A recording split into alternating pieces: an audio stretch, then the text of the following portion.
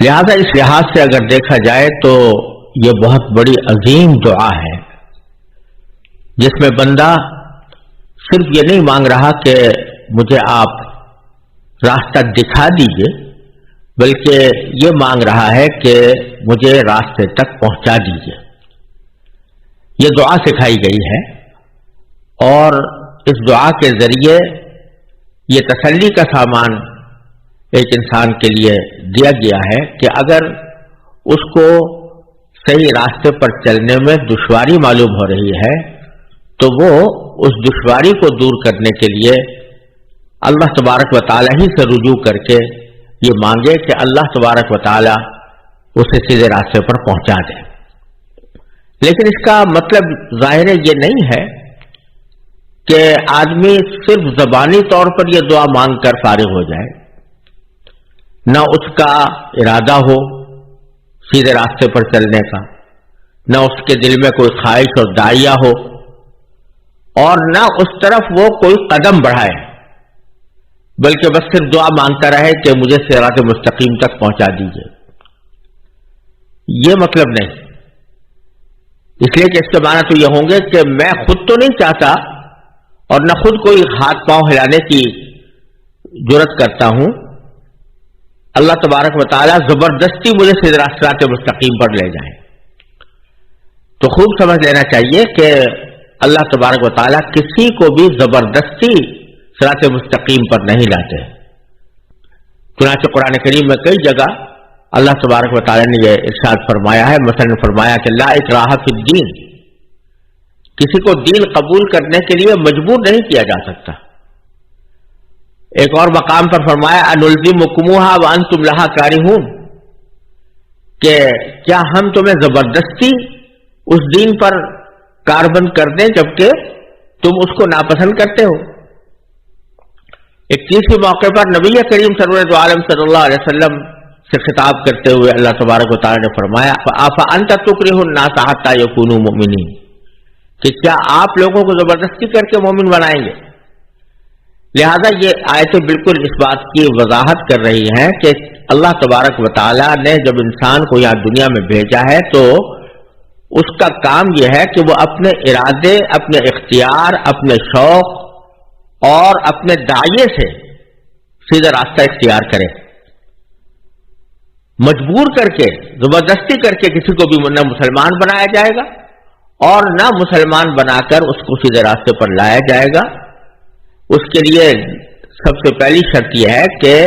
اس صحیح راستے کی طلب دل میں ہو، وہ اس کو مانگتا ہو کہ میں صحیح راستے پر آؤں، اس کا شوق اس کے دل میں ہو، اس کے لیے وہ دل میں خواہش رکھتا ہو، اور نہ صرف یہ کہ خواہش رکھتا ہو بلکہ اپنی مقدور بھر کوشش اس راستے پر جانے کی کرے، تو اس وقت پھر اس کو یہاں پہنچتا ہے کہ وہ یہ کہے کہ یا اللہ میرے دل میں خواہش بھی ہے اور میں کوشش بھی کر رہا ہوں، لیکن بعض اوقات اپنے نفس و شیطان کے ہاتھوں مجبور ہو جاتا ہوں، اس واسطے مجھے اپنے فضل و کرم سے توفیق عطا فرما دیجیے۔ یہ ہے مطلب اہدنا الصراط المستقیم کا، اور اس کو اگر ماقبل کی آیت سے یعنی پہلے والی آیت سے ملا کر پڑھا جائے تو یہ دعا بندہ اس وقت کر رہا ہے جب وہ یہ کہہ چکا کہ ایاک نعبد و ایاک نستعین، یہ اقرار بھی کر چکا، یہ عہد بھی کر چکا کہ اللہ ہم آپ کے سوا کسی کی عبادت نہیں کریں گے، اور اے اللہ ہم آپ کے سوا کسی کی مدد نہیں چاہیں گے۔ یہ اقرار کرنا خود اس بات کی علامت ہے کہ وہ اللہ تبارک و تعالی کی عبادت کو ہی درست مانتا ہے اور اس کی اطاعت ہی کو درست مانتا ہے اور اس طرف چلنا بھی چاہتا ہے، اور پھر یہ کہہ رہا ہے کہ اہدنا الصراط المستقیم۔ اسی بات کو قرآن کریم نے ایک دوسری آیت کریمہ میں اس طرح ارشاد فرمایا ہے کہ الذین جاہدوا فینا لنہدینہم سبلنا، کہ جن لوگوں نے ہمارے راستے میں کوشش کی ہے، جو اس راستے پر قدم بڑھانے کے لیے تیار ہیں، لنہدینہم سبلنا، ہم ضرور بالضرور ان کو اپنے راستوں تک پہنچا دیں گے۔ یہاں بھی اللہ تبارک و تعالی نے الا استعمال نہیں کیا، یعنی لنہدینہم الی سبلنا نہیں فرمایا، بلکہ لنہدینہم سبلنا فرمایا ہے، جس کے معنی صرف یہ نہیں ہے کہ ہم اس کو راستہ دکھا دیں گے، بلکہ مطلب یہ ہے کہ اپنے راستوں تک پہنچا دیں گے. لیکن اس کی بنیادی شرط کیا ہے کہ الذین جاہدوا فینا، جنہوں نے ہمارے راستے میں کوشش کی. تو ایک طرف خواہش ہو، طلب ہو، دل میں داعیہ ہو، اور اپنی حد تک جتنی کوشش انسان کر سکتا ہے وہ کوشش کر لے، اور پھر اللہ تبارک و تعالیٰ سے مانگے کہ اللہ مجھے صراط مستقیم تک پہنچا دیجئے. یہ ہے اس دعا کا اصل مقصود. اور جب اللہ تبارک و تعالیٰ سے یہ دعا مانگی جاتی ہے، اس کے تقاضے پورے کر کے مانگی جاتی ہے، اور دل سے مانگی جاتی ہے، اور کوشش کر کے مانگی جاتی ہے، تو پھر اللہ تبارک و تعالیٰ کی سنت یہی ہے کہ انسان کو وہ صراط مستقیم کی ہدایت عطا فرما دیتے ہیں. اس بات کی طرف ایک لطیف اشارہ اگلی 2 آیتوں میں، کیونکہ جہاں صراط مستقیم کا ذکر اللہ تبارک و تعالیٰ نے اس آیت میں فرمایا، تو اگلی 2 آیتوں میں اس صراط مستقیم کی تفسیر بیان فرمائی ہے کہ صراط مستقیم کیا ہے، اور انسان کو متوجہ کیا ہے کہ وہ کس طرح پہچان سکتا ہے کہ کون سا راستہ سیدھا ہے، اور کس طرح وہ اس کی طرف اپنی کوشش شروع کر سکتا ہے. تو ان 2 آیتوں میں صراط مستقیم کا مطلب اللہ تعالیٰ نے بیان فرمایا ہے، اور صراط مستقیم کی علامتیں بیان فرمائی ہیں. اور یہ 2 علامتیں ہیں جن میں سے ایک علامت ایجابی ہے، مثبت ہے، اور دوسری سلبی اور منفی ہے. یعنی ایک آیت میں یہ فرمایا کہ وہ کون سا راستہ ہے، اور دوسری آیت میں فرمایا کہ کون سا راستہ نہیں ہے. تو کون سا راستہ ہے اس کے لیے فرمایا صراط الذین انعمت علیہم، راستہ ان لوگوں کا کہ جن پر اے اللہ آپ نے اپنا انعام فرمایا. اور اس کے بعد آخری آیت میں فرمایا کہ کون سا راستہ نہیں ہے، تو فرمایا غیر المغضوب علیہم ولا الضالین، یعنی ان لوگوں کا راستہ نہیں جن پر اے اللہ آپ کا غضب ہوا، یا ان لوگوں کا راستہ نہیں جو گمراہ ہوئے. تو اللہ تعالیٰ نے صراط مستقیم کی تفسیر کرتے ہوئے، اس کا مطلب بیان کرتے ہوئے، دونوں پہلو اس کے بتا دیے کہ اس کی پہچان کیا ہے. پہچان مثبت طور پر تو یہ بیان فرمائی کہ یہ ان لوگوں کا راستہ ہے جن پر اللہ تعالیٰ کا انعام ہوا. اب اللہ تعالیٰ کا انعام کس پر ہوا، اس کی وضاحت اللہ تبارک و تعالیٰ نے قرآن کریم ہی کی سورہ نساء میں اس طرح فرمائی ہے کہ اولئک الذین انعم اللہ علیہم من النبیین والصدیقین والشہداء والصالحین، کہ یہ وہ لوگ ہیں جن پر اللہ نے اپنا انعام فرمایا ہے، یعنی انبیاء کرام اور صدیقین. صدیقین سے مراد وہ حضرات ہیں کہ جو نبی کے مکمل طور پر تابع دار ہوتے ہیں اور تابع داری میں پوری طرح سچے اترتے ہیں، جیسے حضرت ابو بکر صدیق رضی اللہ تعالیٰ عنہ نبی کریم صلی اللہ علیہ وسلم کے ساتھ تھے. اور پھر فرمایا کہ شہداء یعنی جو اللہ تعالیٰ کے راستے میں اپنی جانیں قربان کرتے ہیں، والصالحین اور وہ نیک لوگ جنہوں نے اپنی زندگی کو اللہ تبارک و تعالیٰ اور اللہ کے رسول صلی اللہ علیہ وسلم کی تابع داری کے لیے وقف کر دیا. یہ 4 مختلف قسمیں جن کا ذکر اللہ تبارک و تعالیٰ نے ان لوگوں میں فرمایا ہے جن پر اللہ تعالیٰ کا انعام ہوا، انبیاء کرام، صدیقین، شہداء اور صالحین. تو صراط الذین انعمت علیہم کا مطلب یہ ہوا کہ اے اللہ ہمیں ان لوگوں کے راستے تک پہنچا دیجئے کہ جو انبیاء کا راستہ تھا، جو ان کے مکمل تابع دار، سچے تابع دار لوگوں کا راستہ تھا، جو اللہ تبارک و تعالیٰ کے راستے میں اپنی جانیں قربان کرنے والوں کا راستہ تھا، اور جو ان لوگوں کا راستہ تھا جنہوں نے صلاح و فلاح کی زندگی گزاری ہے، یعنی اللہ تبارک و تعالیٰ کے احکام کی مکمل تابع داری کے ساتھ زندگی گزاری. اور غیر المغضوب علیہم ولا الضالین میں اس کا منفی پہلو ہے، یعنی ہمیں ان لوگوں کا راستہ نہیں چاہیے کہ جن پر اے اللہ آپ کا غضب ہوا، اور نہ ان کا راستہ چاہیے جو گمراہ ہوئے۔ جن پر اللہ کا غضب ہوا سے مراد وہ لوگ ہیں کہ جو جانتے بوجھتے کسی غلط طریقہ کار میں مبتلا ہوئے ہیں، جنہوں نے جانتے بوجھتے دین اسلام کو قبول نہ کیا، یعنی ان کا دل گواہی دے رہا تھا کہ اسلام دین برحق ہے، نبی کریم سرور عالم صلی اللہ علیہ وسلم جو پیغام لے کر آئے ہیں وہ سچا پیغام ہے، وہ واقعتاً اللہ تبارک و تعالیٰ کی طرف سے پیغمبر بنا کر بھیجے گئے ہیں، اور جو کچھ فرما رہے ہیں وہ اللہ تبارک و تعالیٰ کے احکام کو ہم تک پہنچا رہے ہیں۔ دل ان کا گواہی دیتا تھا، لیکن انہوں نے اپنی ضد کی وجہ سے، ہٹ دھرمی کی وجہ سے، یا اپنے دنیاوی مفادات کی خاطر اس بات کو نہیں مانا، تو اللہ تبارک و تعالیٰ کا غضب ان پر نازل ہوا۔ اور ضالین سے مراد وہ لوگ ہیں کہ جو ہٹ دھرم اس معنی میں تو نہیں تھے کہ وہ جانتے بوجھتے حق کو جھٹلاتے ہوں، بلکہ وہ یہ کہ انہوں نے حق تک پہنچنے کا طریقہ غلط اختیار کیا، چاہتے تو تھے کہ حق تک پہنچے، لیکن حق تک پہنچنے کا طریقہ غلط اختیار کیا، اور اس کی وجہ سے وہ گمراہی میں پڑ گئے۔ تو دونوں قسم کی باتیں اللہ تبارک و تعالیٰ نے ذکر کر دی، چاہے وہ لوگ ہوں کہ جو جان بوجھ کر غلط راستے پر پڑے ہوں، یا وہ لوگ ہوں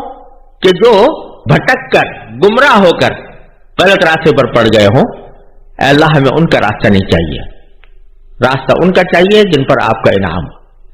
یہاں جو ایک اہم بات قابل غور ہے وہ یہ کہ صراط مستقیم کا مطلب اللہ تبارک و تعالی بیان فرمانا چاہتے ہیں، تو اس کا ایک مختصر راستہ یہ بھی ہو سکتا تھا کہ اللہ تبارک و تعالی یوں فرماتے کہ صراط القرآن، یعنی قرآن کا راستہ جو قرآن نے دکھایا ہے وہ بتلا دیتے، یا نبی کریم سرور عالم صلی اللہ علیہ وسلم کی سنت کا حوالہ دے دیا جاتا کہ آپ کی سنت کا طریقہ وہ صراط مستقیم ہے، اور اگر ایسا فرمایا جاتا تو یقیناً برحق ہوتا، کیونکہ قرآن بھی صراط مستقیم کی ہدایت کرتا ہے، اور نبی کریم سرور عالم صلی اللہ علیہ وسلم کی سنت بھی صراط مستقیم کی ہدایت کرتی ہے۔ لیکن اللہ تبارک و تعالی نے یہاں کسی کتاب کا حوالہ دینے کے بجائے اور نبی کریم سرور عالم صلی اللہ علیہ وسلم کی سنت و سیرت کا براہ راست حوالہ دینے کے بجائے ایسا عنوان اختیار فرمایا کہ راستہ ان لوگوں کا جن پر اللہ آپ نے انعام کیا،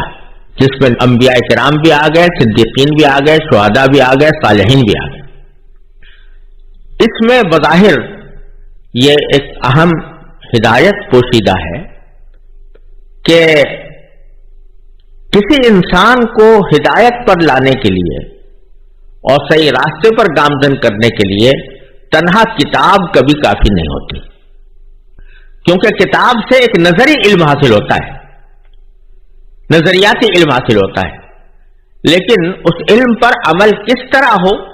اور کن حدود میں ہو اور اس کا کیا طریقہ اختیار کیا جائے، یہ باتیں عام طور سے صرف کتاب پڑھ لینے سے حاصل نہیں ہوتی۔ آپ دنیا کے ہر علم و فن میں یہ دیکھتے ہیں کہ اس علم و فن کو اگر حاصل کرنا ہے تو اس علم و فن کی صرف کتابیں پڑھ لینا کافی نہیں ہوتا۔ فرض کرو کہ کوئی شخص اگر میڈیکل سائنس پڑھنا چاہتا ہے تو یہ کافی نہیں ہے اس کے لیے کہ وہ میڈیکل سائنس کی کتابیں پڑھ کر اس کو سمجھ لے، بلکہ اس کے لیے ضروری ہوتا ہے کہ وہ کسی ماہر ڈاکٹر کے ساتھ کچھ عرصے رہ کر اس کی مکمل تربیت حاصل کریں۔ اسی طرح دنیا کے ہر علم و فن کا یہ حال ہے، یہاں تک کہ اگر کھانا پکانے کی ترکیبیں سیکھنے کے لیے کوئی آدمی صرف کتاب پڑھے اور اس کتاب کو سامنے رکھ کر کھانا پکانے کی کوشش کرے تو کبھی کامیاب نہیں ہو سکتا جب تک کہ اس نے عملی تربیت نہ لی ہو۔ لہذا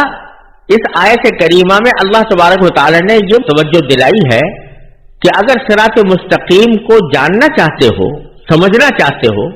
اور اس کو اختیار کرنا چاہتے ہو تو پھر تمہیں ان لوگوں کا طریقہ دیکھنا چاہیے کہ جن پر اللہ کا انعام ہوا، یعنی انبیاء کرام، صدیقین، شہداء اور صالحین۔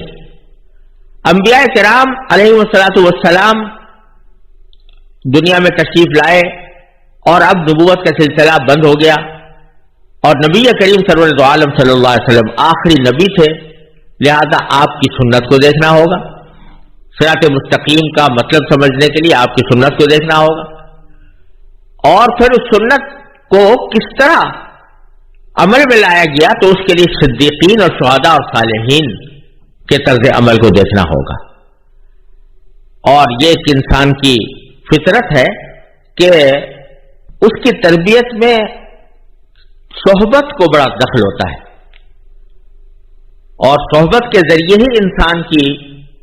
عملی اور اخلاقی تربیت انجام پاتی ہے، جیسا کہ حضرات صحابہ کرام نے نبی کریم صلی اللہ علیہ وسلم کی صحبت میں رہ کر تربیت حاصل کی، اس کے نتیجے میں وہ صحابی کہلائے، اور پھر یہی سلسلہ آگے بھی چلا۔ صحابہ کرام کی صحبت سے تابعین بنے، اور تابعین کی صحبت سے تبع تابعین بنے، اور یہ سلسلہ اسی طرح چلا آیا ہے۔ تو اللہ تبارک و تعالی نے اس آیت کریمہ میں یہ اشارہ فرما دیا ہے کہ صراط مستقیم پر چلنے کی کوشش، جو در حقیقت اس دعا اہدنا الصراط المستقیم کی دعا کے لیے ایک لازمی شرط ہے، اس کوشش کا آسان طریقہ یہ ہے کہ ان لوگوں کے راستے کو دیکھو، ان کی صحبت اختیار کرو، ان سے تربیت لو جو صدیقین ہیں یا شہداء ہیں یا صالحین ہیں، کیونکہ انبیاء کرام کی صحبت تو براہ راست اب حاصل ہو نہیں سکتی، لیکن اگر کوئی صدیق آئے تو اب بھی آ سکتا ہے، اور شہداء ہوں یا صالحین ہوں تو وہ دنیا میں انشاءاللہ قیامت تک موجود رہیں گے۔ تو ان کی صحبت اختیار کرنا تمہارے لیے آسان طریقہ ہے اس منزل تک پہنچنے کے لیے، اور اس کے لیے کوشش کا قدم بڑھانے کے لیے۔ اور جب تک کوشش کا قدم نہیں بڑھاؤ گے تو اس وقت تک اہدنا الصراط المستقیم کی دعا بے معنی ہوگی، کیونکہ تمہارا رخ تو کسی اور طرف ہے، اور دعا یہ مانگ رہے ہو کہ سیدھے راستے کی طرف چلے جاؤ۔ تو اللہ تبارک و تعالی نے یہاں صراط مستقیم کی علامت بیان کرتے ہوئے کسی کتاب کا حوالہ دینے کے بجائے ان لوگوں کا حوالہ دیا کہ جو صحیح راستے پر ہیں، صراط مستقیم پر ہیں، اور منفی طور پر بھی ان لوگوں کا حوالہ دیا جو صراط مستقیم پر نہیں ہے۔ اسی لیے بزرگوں نے فرمایا ہے کہ اللہ تبارک و تعالی نے انسانوں کی ہدایت کے لیے دو سلسلے ایک ساتھ جاری فرمائے ہیں، ایک کتاب اللہ کا اور ایک رجال اللہ کا۔ یعنی ایک تو کتاب نازل فرمائی تاکہ لوگوں کو ہدایت کا راستہ دکھائے، لیکن اس کتاب پر عمل کرنے کا سلیقہ اور اس کا طریقہ یہ محض کتاب پڑھ لینے سے حاصل نہیں ہو سکتا تھا، اس لیے اللہ تبارک و تعالی نے دوسرا سلسلہ رجال اللہ کا جاری فرمایا، جس میں انبیاء، صدیقین، شہداء اور صالحین چاروں قسمیں آتی ہیں۔ یہی وجہ ہے کہ اللہ تبارک و تعالی نے کوئی کتاب بغیر پیغمبر کے نہیں بھیجی۔ ایسی مثالیں ہیں کہ پیغمبر آئے اور کوئی نئی کتاب ان پر نہیں اتاری گئی، لیکن ایسی کوئی مثال نہیں ہے کہ جس میں صرف کتاب بھیجی گئی ہو اور پیغمبر ساتھ نہ بھیجا گیا ہو۔ اور مقصد اس کا یہ تھا کہ صرف کتاب پڑھ کر ان کو دین کی عملی تربیت حاصل نہیں ہوگی جب تک کہ کوئی معلم اور مربی اس کے اس طرح الحمدللہ سورہ فاتحہ کی ایک اجمالی تفسیر اللہ تعالیٰ کے فضل و کرم سے پوری ہو گئی ہے۔ اسی سلسلے میں ایک حدیث آتی ہے، اس کا ذکر بھی یہاں کرنا مناسب معلوم ہوتا ہے، اور وہ حدیث صحیح مسلم میں حضرت ابو ہریرہ رضی اللہ تعالیٰ عنہ سے منقول ہے۔ اس میں رسول کریم سرور عالم صلی اللہ علیہ وسلم نے فرمایا کہ جب بندہ الحمدللہ رب العالمین کہتا ہے تو اللہ تبارک و تعالیٰ اس کا جواب دیتے ہیں اور فرماتے ہیں حمیدنی عبدی، کہ میرے بندے نے میری تعریف کی ہے. پھر جب وہ کہتا ہے الرحمن الرحیم تو اللہ تبارک و تعالی فرماتے ہیں کہ اثنا علی عبدی، کہ میرے بندے نے میری ثنا کی ہے. اور جب بندہ کہتا ہے کہ مالک یوم الدین تو اللہ تبارک و تعالی فرماتے ہیں مجدنی عبدی، یعنی میرے بندے نے میری بزرگی بیان کی ہے. پھر جب وہ کہتا ہے ایاک نعبد و ایاک نستعین تو اللہ تعالیٰ فرماتے ہیں کہ یہ جملہ میرے اور میرے بندے کے درمیان مشترک ہے. اس کا ایک مطلب یہ بھی ہے کہ یہ میرا اور میرے بندے کا آپس میں ایک معاہدہ ہو گیا کہ وہ بندے نے اقرار کر لیا کہ میں نے کسی اور کی عبادت نہیں کرنی، کسی اور سے مدد نہیں چاہنی، صرف آپ ہی کی عبادت کرنی ہے اور آپ ہی سے مدد چاہنی ہے. اور دوسرا مطلب اس کا یہ بھی ہے کہ اس جملے میں ایک تو پہلو تعالیٰ کی حمد و ثنا کا ہے اور دوسرا پہلو بندے کی دعا و درخواست کا ہے کہ نستعین، وہ کہتا ہے کہ میں مدد مانگ رہا ہوں. پھر جب بندہ کہتا ہے اہدنا الصراط المستقیم تو اللہ تعالیٰ فرماتے ہیں کہ یہ سب میرے بندے کے لیے ہے اور اس کو وہ چیز ملے گی جو اس سے مانگے. تو اس طرح سورہ فاتحہ کی ایک ایک آیت پر اللہ تبارک و تعالیٰ جواب دیتے ہیں. اسی لیے بہت سے علماء کرام نے فرمایا کہ جب آدمی سورہ فاتحہ کی تلاوت کرے نماز کے دوران تو وہ ہر آیت پر اس کو تھوڑا وقف کرنا چاہیے. الحمدللہ رب العالمین کہہ کر وقف کرے، پھر الرحمن الرحیم کہہ کر وقف کرے، یعنی تھوڑی دیر ٹھہرے، اور اسی طرح مالک یوم الدین اور تمام آیتوں پر، تاکہ اللہ تبارک و تعالیٰ کے جواب کا تصور کرے کہ اللہ تبارک و تعالیٰ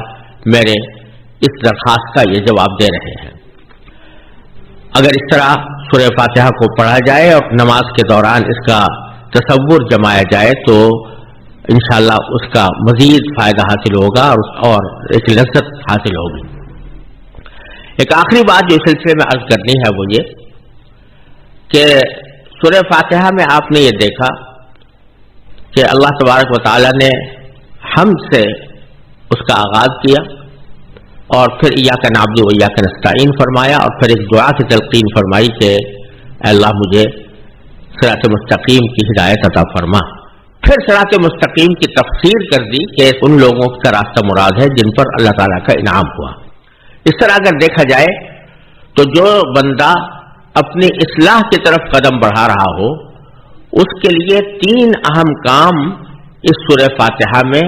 تجویز فرمائے گئے ہیں، اور وہ 3 اہم کام ایسے ہیں کہ اگر ان کے اوپر انسان عمل کر لے تو انشاءاللہ اس کی زندگی اللہ اور اللہ کے رسول صلی اللہ علیہ وسلم کی ہدایات کے مطابق ہو جائے گی. ایک تو یہ کہ اپنی طرف سے وہ پکا عزم اور ارادہ کر لے، جس کی طرف اشارہ ہے ایاک نعبد و ایاک نستعین میں. ارادہ یہ کر لے کہ میں اپنی آئندہ زندگی اللہ اور اللہ کے رسول صلی اللہ علیہ وسلم کی ہدایات کے مطابق اور شریعت کے احکام کے مطابق گزاروں گا، اور کوئی کام اللہ تعالیٰ کی رضا کے خلاف اور اس کی بتائی ہوئی ہدایات کے خلاف نہیں کروں گا. یہ عزم کر لے جس کا مظاہرہ ایاک نعبد و ایاک نستعین میں کروایا گیا ہے. دوسرا کام یہ ہے کہ وہ صراط مستقیم کی طرف قدم بڑھانے کی کوشش کرے، جس کی طرف صراط الذین انعمت علیہم سے اشارہ کیا گیا ہے. یعنی اس کو چاہیے کہ وہ اپنے ماحول میں ایسے لوگوں کو تلاش کرے کہ جن پر اللہ تعالیٰ کا انعام ہوا ہے. ان میں ظاہر ہے کہ انبیاء کرام کا تو سلسلہ ختم ہو گیا، صدیقین کا پایا جانا بھی مشکل ہے، لیکن صالحین اور شہداء جن کو اللہ تعالیٰ نے صلاح اور تقوی سے نوازا ہے، اپنی اطاعت سے نوازا ہے، ان کو اپنے ماحول کے گرد و پیش میں تلاش کر کے ان کے طریقے کو اپنانے کی کوشش کرے اور ان سے اپنی اصلاح کے لیے رجوع کرے. اور پھر تیسرا کام یہ کہ اللہ تعالیٰ سے ہدایت مانگے کہ یا اللہ میں نے اپنی طرف سے عزم بھی کر لیا اور جو قدم بڑھانا میرے اختیار میں تھا وہ میں نے بڑھا بھی لیا، اور اب میں آپ سے صراط مستقیم کی ہدایت اس معنی میں مانگتا ہوں کہ آپ اپنے فضل و کرم سے مجھے صراط مستقیم تک پہنچا دیجیے. یہ 3 کام اگر انسان کر لے، عزم، اپنے مقدور بھر کوشش اور پھر اللہ تبارک و تعالی سے دعا، تو ان تین کاموں کے نتیجے میں انشاءاللہ وہ منزل تک ضرور پہنچ جائے گا۔ اللہ تبارک و تعالی اپنے فضل و کرم سے، اپنی رحمت سے ہمیں سورہ فاتحہ سے ملنے والے ان تمام اسباق کو سمجھنے کی بھی توفیق عطا فرمائے اور اس پر عمل کی بھی توفیق عطا فرمائے۔ وآخر دعوانا ان الحمد للہ رب العالمین۔